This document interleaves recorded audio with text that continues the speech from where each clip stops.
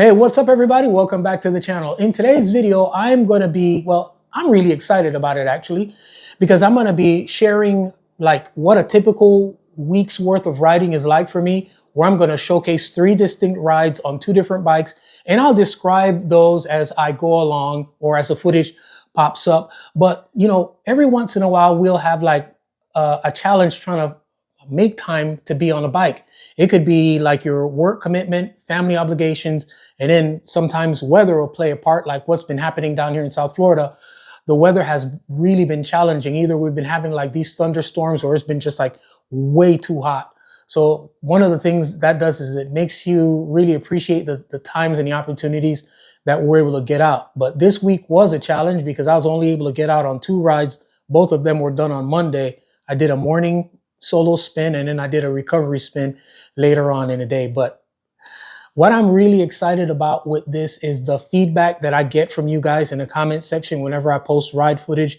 You guys share like what it's like for you, your experiences on your club rides, or you make comments about the riders, the rides, the pace, the bikes that you guys see. And I really appreciate having those interactions with you guys. So I'm really looking forward to hearing back from you. And I should say that this footage that I'm sharing with you guys, this video was literally ready to go a couple months ago. I don't really know why I never published it, but today is the day. All right, enough jibber jabber. Let's jump into the subject. Let's go. Ride number 2 today. Came out to do team recovery ride. I'm gonna just be chilling in the back the whole time. I may not even do the whole ride. Might cut out at some point. So, you know, out here with the usual suspects.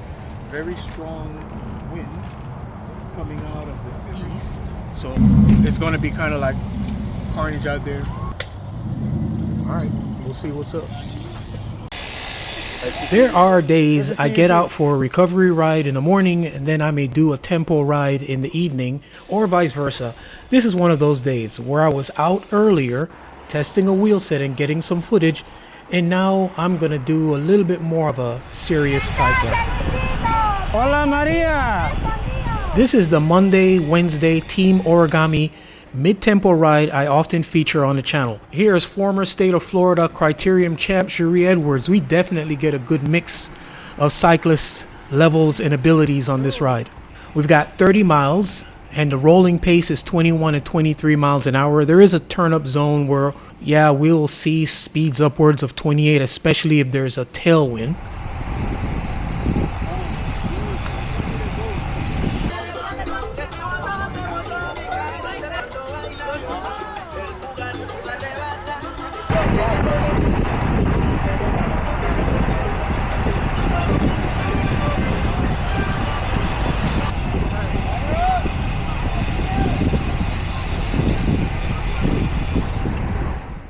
This young lady is Maria. Well, one of the Marias. There are a bunch of Marias on this ride.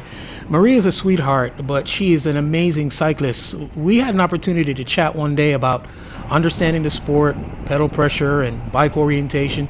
Man, Maria really gets it. She has a very keen cycling mind. It's really cool having her here on the ride. And here is whoop whoop, making sure we're doing what we're supposed to be doing.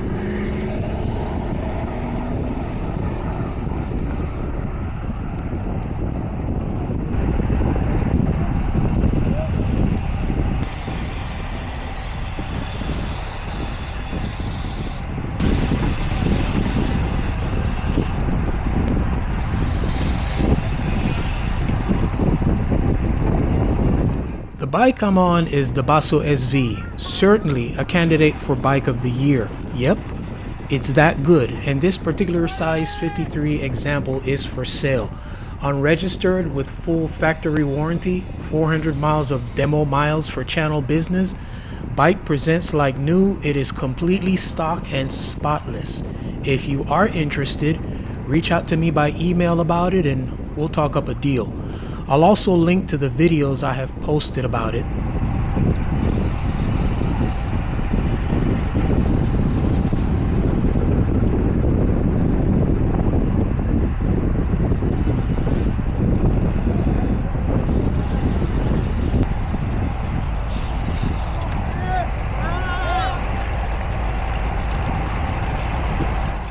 It is not unusual for this ride to attract over 100 cyclists on a typical Monday.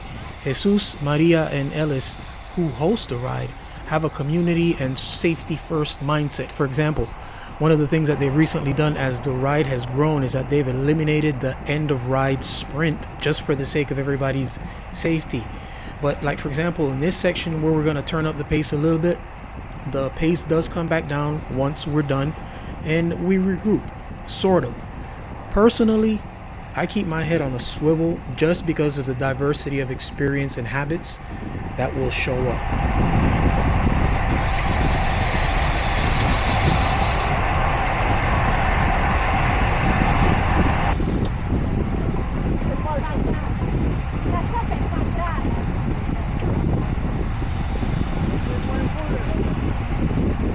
Since the influx of new cyclists in COVID, a lot of things have creeped into cycling, and one of them is the idea or the designation of being a ride puller.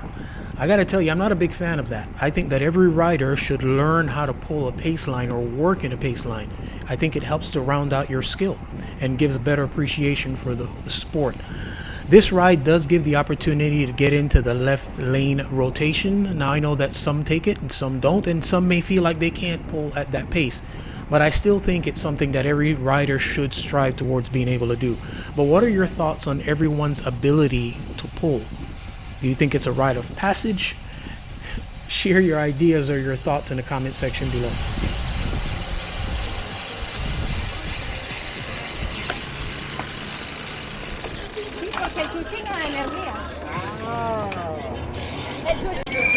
All right, so that was ride number 2, the team recovery ride. We did right at 30 miles and a 20.6 mile an hour average. Pretty good ride, pretty good day. So that's like 50 miles on the bike today, so that's pretty good.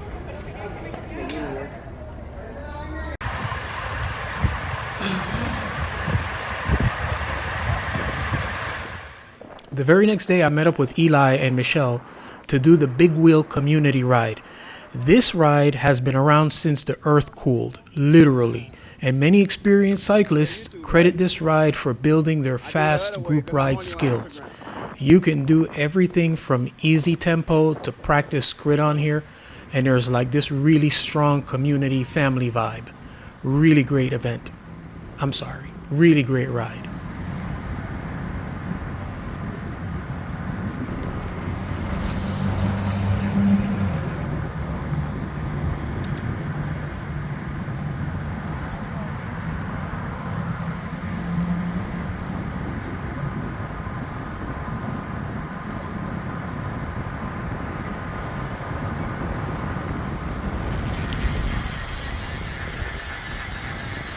Good morning.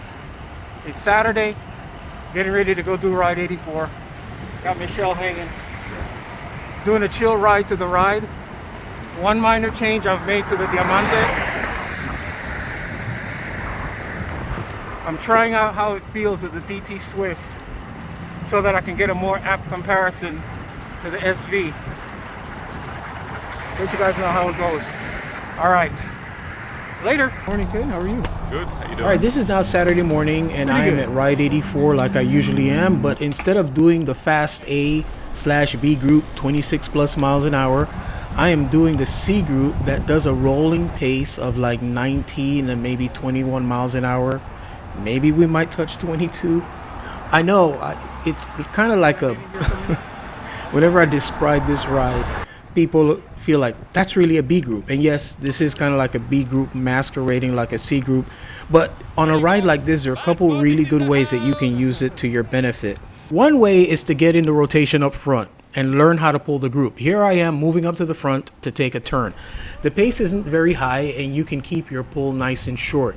You'll definitely learn how to start pulling, then you'll learn how to pull off. You'll also feel pretty good about yourself. Make sure you speak to the ride pacers beforehand, letting them know that you're interested in getting up front and taking a little bit of a dig. Next, and probably most obvious way, is to use this ride as a recovery light load type of event. Let's say the following day you have either a big fondo or a race or something like that. You don't want to put too much strain on your legs. This ride is ideal for that. Now, if you want something more intense, you can sit in the back and do intervals, but make sure that you're not affecting the flow of the ride. What you basically do is sit on the back, let the group gap you. You decide how far, then close it down, recover, and then go again. You will be amazed at how this will challenge you. It's a great drill, but like I said, just make sure that in doing this, you're not interfering with the normal flow of the group. And, you know, a special challenge is if you actually get gapped by a light and then you got to make it up. Admittedly, this ride can feel a bit processional, but it is what it is. You will do 30 miles and wind up with a 20-mile-an-hour average. Okay, looks like we're getting ready to get some intensity here. Let's go.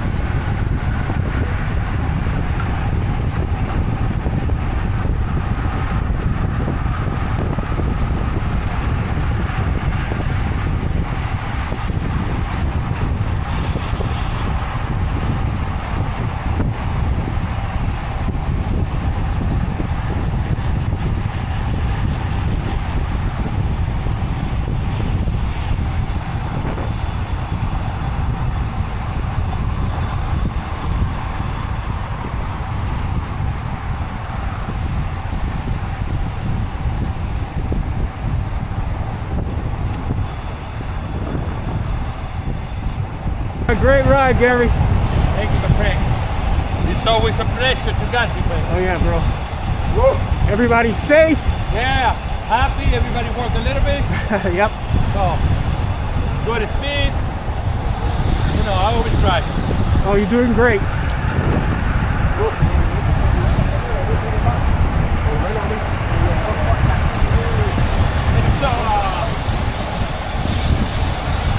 Still not back yet, but that felt good. That was good.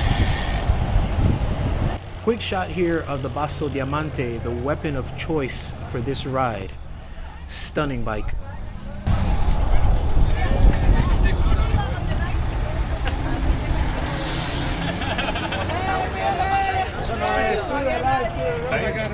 I don't know. We'll see if it lasts. I got you.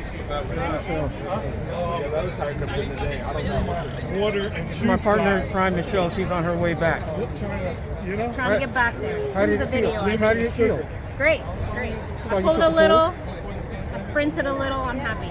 Not at my best, but I'm happy. Not at peak performance. No, nowhere near that, but after being off the bike for 2 months. And that is what a typical week of riding may look like for me. It's usually somewhere between 80 to 100 miles. I'm telling you, it's a struggle out here. But there are also many instances I go out to film or test something and I don't necessarily log those miles on Strava. But anyway, thank you for watching. Please consider subscribing. It helps us grow. We're close to 30,000 subscribers. I appreciate everybody who has supported the channel over the last couple years. And please give this video a like to help boost its reach to other cyclists who may be interested in this type of content. I'm still amazed by the number of people who are like, wow, just found your channel. I think that stuff is awesome. Anyway, I always appreciate your comments and engagement. Special shout out to everybody who's watching from the West Coast. Go LA, as always. Our aim here is to inform, instruct, inspire. Be blessed.